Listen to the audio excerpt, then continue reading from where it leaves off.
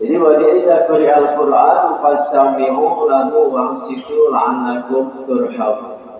Ketika dibacakan Al-Quran, maka kita harus mendengarkan. Kira-kira itulah artinya. Nah, Al-Quran ini unik, Pak. Al-Quran ini kitab yang sudah berumur lebih dari 1000 tahun.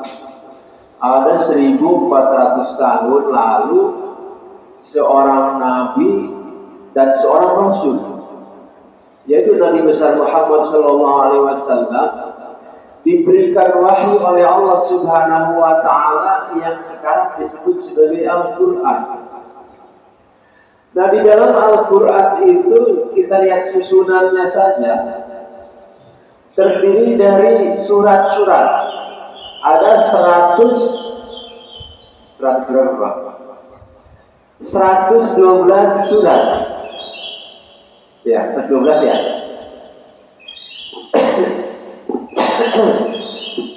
Al-Quran terdiri dari 112 surat. Kemudian ayatnya sekitar 66.666 ayat. Itu ayatnya. Nah, kenapa Pak Al-Quran disebut surat, Pak? Kan biasanya dalam buku atau dalam kitab itu disebut bab. Iya, Pak ya. Disebut pasal. Bab 1, pasal 1. Bab 1, pasal 2, gitu kan. Biasanya disebut gitu lah, Pak ya. Terdiri dari beberapa babun, gitu, beberapa kelompok. Tapi Al-Quran ini disebutnya surat. Kira-kira maksudnya apa, Pak? Nah, selayaknya disebut sebagai surat, Al-Quran itu surat dari Allah Subhanahu wa ta'ala untuk orang-orang yang bertakwa, untuk orang-orang yang beriman. Nah, makanya sebagai orang yang bertakwa, sebagai orang yang beriman, kira-kira kalau iman sudah ya Pak kita. Kalau takwa sudah atau belum Pak? Takwanya jarang-jarang. Karena takwa kadang enggak. Ya. Karena takwa itu apa sih Pak? Takwa itu wabtisalul awamihi wajtinabun nawahihi. Itu segini takwa itu. Menjalankan apa yang diperintahkan oleh Allah Subhanahu wa taala, menjauhi apa yang dilarang oleh Allah Subhanahu wa taala, itu takwa. Nah, surat ini ditujukan kepada orang-orang yang senantiasa menjalankan perintah Allah Subhanahu wa taala dan senantiasa menjauhi larangan Allah Subhanahu wa taala, yang kita sebut sebagai hidayah. Gitu ya, sebagai hidayah. Jadi Al-Quran ini sebagai hidayah. Nah, karena kita yang disurati oleh Allah Subhanahu wa taala, ya kan? Karena Al-Quran tadi disebut surat yang buat orang yang bertakwa dan orang yang beriman. Dan kita yang disurati oleh Allah Subhanahu wa taala, berarti kita harus paham isi suratnya. Lah kalau kita nggak paham isi suratnya, gimana mau melaksanakan? Gitu. Dipahami isi suratnya, selain dibaca, ya dipahami isi suratnya. Walaupun Rasulullah Shallallahu Alaihi Wasallam menggariskan, an Abi Abdullah bin Mas'ud radhiyallahu anhu yaqulu, qala Rasulullah Shallallahu Alaihi Wasallam, man qara'a harfan min kitabillah falahu hasanatu wal hasanatu bi asri amsalihha la aqulu alif lam mim harfan walakin alifun harfan harfun walam harfan dan wabibun harfan. Abdullah bin Mas'ud radhiyallahu anhu bersabda, Rasulullah sallallahu alaihi wasallam bersabda, man qara'a harfan min kitabillah, barang siapa yang membaca satu huruf daripada kitab Allah, yaitu Al-Quran tadi, falahu fi hasanatun, maka baginya satu kebaikan, Ya gitu kan. Setiap kita membaca Al-Quran, bagi kita didapatkan satu kebaikan. Wal hasanatu bi asyri amsalihah. Kemudian satu kebaikan tadi dilipatkan atau dikalikan menjadi 10 kebaikan yang semisal. La aqulu, tidak dikatakan alif lam mim harfan. Alif lam mim itu satu huruf. Walakin tetapi alifun harfan, lamun harfan, mimun harfan. Jadi alif lam itu alifnya sebagai satu huruf, lamnya sebagai satu huruf, mimnya sebagai satu huruf. Nah itu, jadi membaca Al-Quran itu mendapatkan 10 kebaikan. Jadi 1 dikali 10 kebaikan. Lah memang ada Pak, kenapa 10 dikali 10? Kok nggak langsung aja 10 kebaikan? Karena memang sesuai dengan tingkatan-tingkatannya. Kalau kita membaca Al-Quran, bagi orang yang membaca Al-Quran dalam keadaan belajar terbata-bata, kayak babe awalnya terbata-bata baca Quran beberapa tahun yang lalu, kemudian sekarang sudah mulai acak. Dan membaca Al-Quran terbata-bata itu ternyata membuat 2 kebaikan, mendapat 2 kebaikan. Kebaikan belajar membaca Al-Qurannya, kemudian kebaikan yang dihadiskan tadi, yang disebutkan dalam hadis. Berarti bukan 1 kali 10 lagi, 2 kali 10. Nah, kayak gitu. Jadi membaca Al-Quran itu seperti itu. Kalau zaman dulu kita membaca Al-Quran, kalau salah dibilang dosa, nah gitu ya. Jangan itu dosa gitu. Baca Quran dosa. Makanya sampai zaman sekarang, ketika ada orang membaca Al-Quran pakai speaker, terus menurut mereka itu salah bacaannya, itu mereka anggap dosa. Lah bagaimana mungkin membaca satu kitab suci sebagai syiar kepada Islam, mengagungkan Allah Subhanahu wa Ta'ala, kemudian juga mengagungkan Rasulullah Sallallahu Alaihi Wasallam, salah satunya dengan membaca Al-Quran, kok jadi dosa? Logikanya di mana kira-kira? Padahal di sini sudah jelas, membaca satu huruf aja 1 kali 10 kebaikan. Bagi yang sudah mahir, bagi yang belajar berarti 2 kali 10 kebaikan. Nah dosanya di mana kira-kira? Nah ini kadang-kadang kita salah kaprah. Memang kalau tingkatan ilmu itu beda-beda Pak. Ada tingkatan ilmu yang dipegang oleh santri, ada yang tingkatan ilmu dipegang oleh kiai, ada yang tingkatan ilmu dipegang oleh wali, nabi, dan sebagainya. Nah, ketika kita di tingkatan santri, supaya kita bisa belajar tajwid dengan benar, maka dikatakan membaca Al-Quran kalau salah maksud hurufnya bisa jadi dosa. Kenapa? Supaya kita belajar waktu kita kecil. Nah sekarang kita udah tua, udah dewasa, niatkan aja belajar lagi, belajar Quran, belajar baca Quran. Gak apa-apa salah-salah dikit, gitu ya, supaya nanti dibenarkan oleh Allah Subhanahu wa Ta'ala.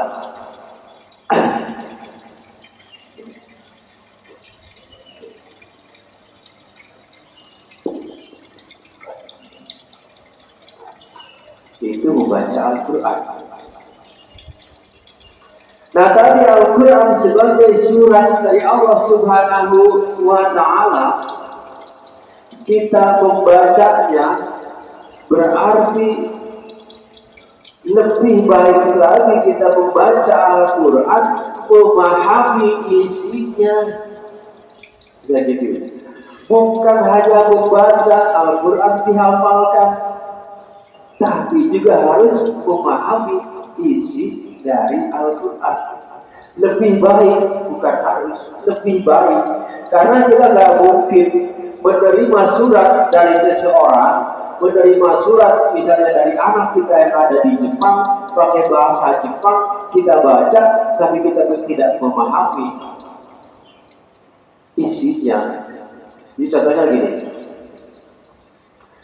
anak kita kerja di Jepang, di luar negeri, udah bertahun-tahun, sudah mahir bahasa Jepangnya, sudah bisa baca tulis bahasa Jepangnya. Kemudian dia ngirim surat ke sini ke kita, terus kita baca dalam bahasa Jepang, arigato, gozaimasu gitu kan. Terus kita senang senyum-senyum nih baca surat dari Jepang, anak kita berbahasa Jepang. Ditanya tetangganya, kenapa Pak senyum-senyum? Ini baca surat dari siapa? Dari anak saya. Di mana? Di Jepang. Hebat ya. Pakai bahasa apa Pak? Bahasa Jepang. Bapak bisa baca? Ya bisa dikit-dikit. Tahu artinya? Enggak. Tahu maksudnya? Enggak. Lah anaknya cerita apa kalau kita tidak tahu maksudnya? Kayak gitu. Kalau kita tidak tahu maksudnya, nah itu Al-Quran. Jadi kitab yang sangat hebat, sampai ribuan tahun masih ada sampai sekarang, karena Allah Subhanahu Wa Taala berfirman, "Nahnu nazzalna wa nahnu laha hafidun." Kami yang menurunkan dan yang kami yang menjaga. Nah Allah Subhanahu Wa Taala sendiri yang menjaga surat ini agar senantiasa sampai kepada kita, agar senantiasa surat ini ada pada umat akhir zaman. Karena apa? Karena Allah menginginkan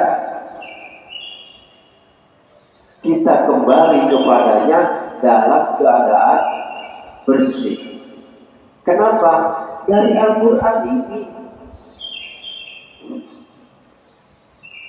Kalau Al-Quran memisahkan, kalau Al-Quran memerintahkan kulu wasrobu birrizqillahi thayyiban halalan thayyiban, nah gitu. Kulu wasrobu birrizqillahi halalan thayyiban, berarti kita harus memakan dan minum rezeki dari Allah yang halal dan yang thayyib. Nah, gitu kan?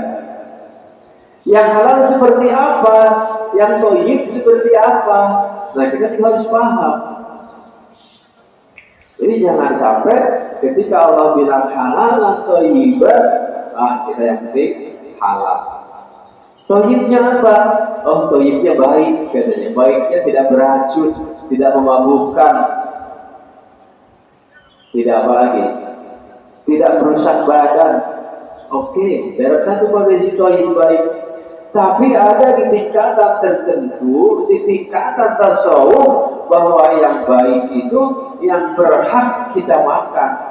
Walaupun halal bukan haknya kita, bisa tidak dimakan. Boleh tidak dimakan. Kan semua makanan di rumah orang muslim itu pasti hak, pasti halal. Betul nggak? Tapi hak kita atau bukan? Nah gitu. Pasti thayyib. Karena ayam disembelih dulu, setelah disembelih dicuci, dimasak, gitu ya. Tapi thayyiban atau tidak, haknya buat kita. Kalau bukan hak kita, ya nggak dimakan, jangan dimakan itu maksudnya gitu ya. Jangan dimakan. Nah itu satu Al-Quran dari Allah Subhanahu Wa Taala yang sudah ribuan tahun yang lalu sampai sekarang masih ada.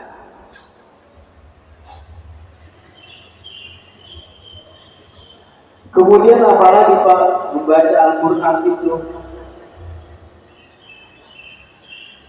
Kata Allah Subhanahu Wa Taala, Innal hasanati yudhibna sayyi'ati. Di dalam surat Al-Qur'an, sesungguhnya kebaikan-kebaikan yang kita dapatkan itu akan menghapuskan dosa atau perbuatan buruk. Jadi kalau dalam hidup kita banyak, dalam setiap hidup kita banyak satu kebaikannya akan mengimbangi keburukan yang pernah kita lakukan dulu. Ya. Jadi kalau dulu kita banyak dosa, banyak keburukan di dalam hidup kita, maka dengan ditimpah dengan kebaikan saat ini, maka dalam kalimat Allah Subhanahu wa taala menghapuskan dosa. Nah, salah satu kebaikan yang banyak adalah dengan membaca Al-Quran. Ada juga ulama yang mengatakan bahwa membaca Al-Quran itu sesungguhnya berdoa. Berdoa kepada siapa? Kepada Allah. Kenapa? Karena dengan membaca Quran ini menghilangkan atau menghapus hijab kita dengan Allah Subhanahu wa taala. Melepaskan hijab kita dengan Allah Subhanahu wa taala. Karena apa? Yang kita baca adalah surat dari Allah Subhanahu wa taala untuk kita. Nah, kalau kita membaca surat dari anak kita, Bapak dulu baca surat dari pacarnya, disuratin gak, Bapak? Enggak. Sekarang nggak ada surat, ada WA. Berarti kita sedang teringat dengan anak kita, teringat atau dengan waktu kita pacaran dulu. Nah, kita membaca Al-Quran, berarti kita sedang ingat dengan Allah Subhanahu wa taala, sedang komunikasi. Jadi salah satu komunikasi kita dengan Allah adalah membaca Al-Quran. Nah, kalau Allah Subhanahu wa taala, kalau Bapak sedang membaca Al-Quran pakai toa, pakai speaker di sore hari atau sebelum subuh, artinya Bapak mengajak kita untuk mengingat Allah Subhanahu wa taala. Bersyukur masih ada nikmat, ada bacaan Al-Quran. Coba sekarang anak-anak kita dari melek sampai mau tidur yang dipegang HP, ya kayak gitu. Kemudian ada satu hadis lagi, ini karena saya baca, jadi saya hafal hadis-hadisnya. At-Tamim dari radhiyallahu anhu qala Rasulullah sallallahu alaihi wasallam, man qara'a bi ayatin fil lailati kitabillahu kunutu lailatin. Jadi hadis dari Tamim Ad-Dari radhiyallahu anhu berkata, bersabda Rasulullah sallallahu alaihi wasallam, qara'a mi'ati ayatin fil lailati, siapa yang membaca 100 ayat pada suatu malam, kutibalahu qunutul lailati, maka dituliskan baginya pahala sepanjang malam. Jadi kalau kita membaca 100 ayat Al-Quran di malam hari, kita sama dengan mendapatkan pahala sepanjang malam. Surat Yasin berapa ayat, Be? 83. Berarti baca surat Yasin 1 kali, baca Al-Ikhlas ada berapa ayat? 4 ayat. Yasin 83 1 kali dibaca, kemudian dengan surat Al-Ikhlas 3 kali, mendapatkan pahala sepanjang malam. Padahal kita tidur selesai membaca Al-Quran, tapi luar biasa kita dapat pahala. Dituliskan baginya pahala sholat sepanjang malam. Luar biasa. Mana ada kita baca kitab lain seperti ini kecuali membaca Al-Quran. Nah makanya mari kita berbanyak membaca Al-Quran, baik dalam keadaan senggang maupun dalam keadaan sempit. Karena Al-Quran surat dari Allah Subhanahu wa Ta'ala. Al-Quran adalah surat dari Allah untuk kita, maka kita berbanyak membacanya. Nanti kalau sudah kita banyak membaca, akan sedikit-sedikit terbuka apanya? Terbuka lidah kita, terbuka pikiran kita, terbuka jasad kita. Terbuka apanya? Akan bisa lebih memahami isi ayat Al-Quran untuk diterapkan di dalam hidup. Contoh misalnya dari bacaannya yang kurang pas jadi pas, yang bacaannya kurang lancar jadi lancar, yang bacaannya yang awalnya kurang memahami nanti sedikit demi sedikit akan memahami. Yang perlu diingat adalah memahami tidak selalu diucapkan, tapi lebih kepada implementasinya dalam aktivitas hidup kita. Jadi itu sekelumit tentang membaca Al-Quran. Baik, kita tutup ini dengan membaca Asmaul Husna. Saya masih lupa ya. Bismillahirrahmanirrahim. Bismillahi badana walhamdulillahi rabbina wassalatu wassalam Nabi Habibina Allah ya Rabbana anta maqsuduna ridhaka madlubuna dunyana wa ukhrana ya Rahman ya Rahim ya Malik ya Qudus ya Salam ya Mu'min ya Muhaimin ya Aziz ya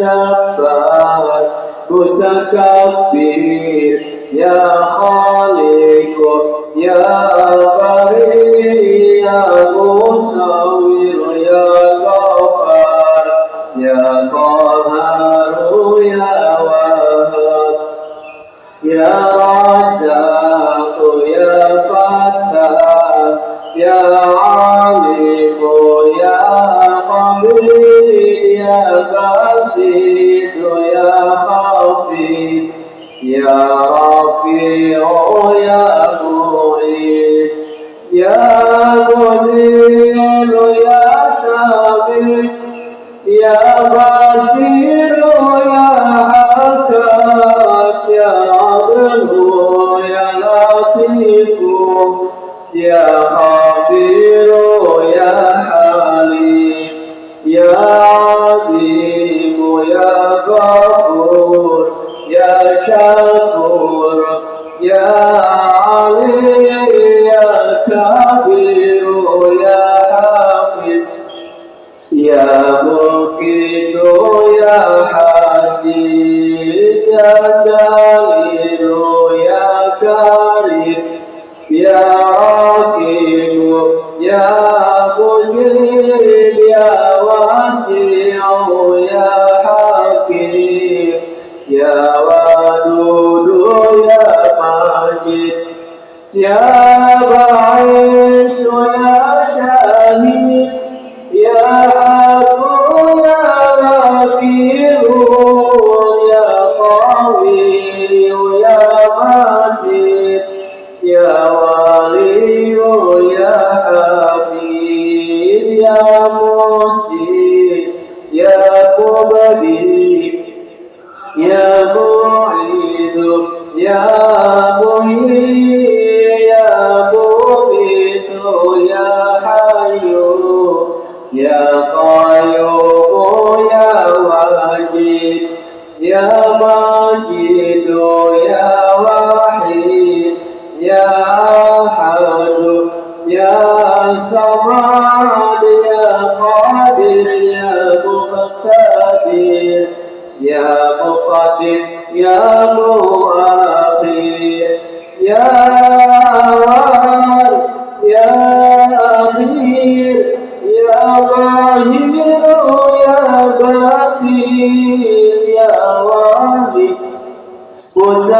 متعالي يا بر يا تواب يا مستقيم يا عفو يا رؤوف يا ملك مالك الملك ذا الجلال والإكرام يا مقسط يا جافي يا غني يا مغني يا بديع يا ضر يا نافع يا نور يا هادي يا بادي يا باقي يا رسول يا رشيد يا صبور عز جل ذكره في أسمائك الحسنى اغفر لنا ذنوبنا ولوالدينا وذرياتنا كفر عنا سيئاتنا واستر على عيوبنا واستر على نقصاننا وارفع درجاتنا وإتعبنا فيها ورزقا واسعا حلالا طيبا وعملا صالحا ونور قلوبنا ويسر أمورنا وسهل أجسادنا دائما حياتنا إلى الخير قربنا عن الشر بعدنا والقرب رجاؤنا أخيرا المنى بلغ مقاصدنا وقضي حوائجنا والحق إلهنا الذي هدانا صل وسلم على طه خالق الرحمن وآله وصحبه إلى آخر الزمان. الفاتحة. أعوذ بالله من الشيطان الرجيم. بسم الله الرحمن الرحيم.